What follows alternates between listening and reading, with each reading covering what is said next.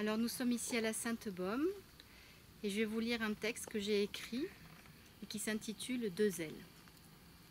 Deux ailes solitaires s'élèvent, elles s'éveillent.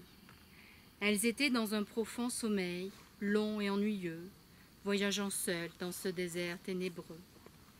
Elles étaient invisibles aux yeux de l'homme sur lequel elles étaient. Depuis le début des temps, elles attendaient patiemment que l'être s'émerveille de la beauté du monde. L'homme en pleine croissance portait son fardeau.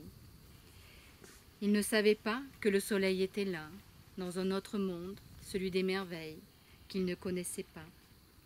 Et il errait dans sa conscience appauvrie, dans sa confiance maladroite en la vie. Pourtant, elles existaient déjà, ces deux ailes de liberté qu'il portait sur son dos. Inconsciemment, il voyage avec son poids, alors qu'il peut s'alléger d'un battement d'ailes, s'il savait qu'elles étaient là.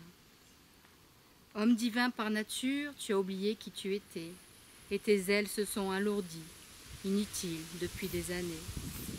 Blanches immaculées, elles prennent la poussière de cette vue dénuée de sens, remplie de sentiments obsolètes et d'enthousiasme mal accompli.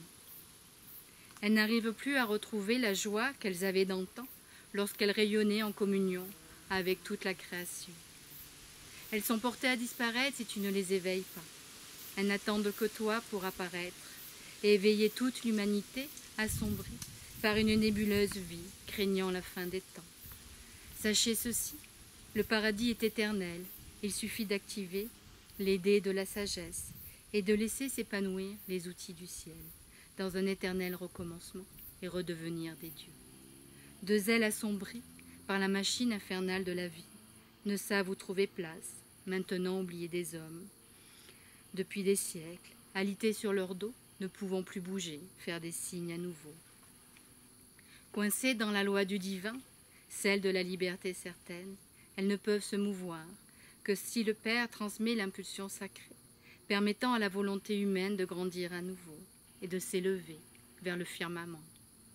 Seul ce moment de grâce pourra se magnifier de la grandeur éternelle de l'homme du renouveau et le faire redéployer ses ailes dans un vent nouveau, celui d'un nouveau millénaire d'union et de lettres. L'heure du paradis terrestre est là, présent en soi, lorsque l'homme s'est aligné avec sa divinité, réunifiant en lui les forces célestes et celles de la terre. Il se redresse enfin, il peut redéployer ses ailes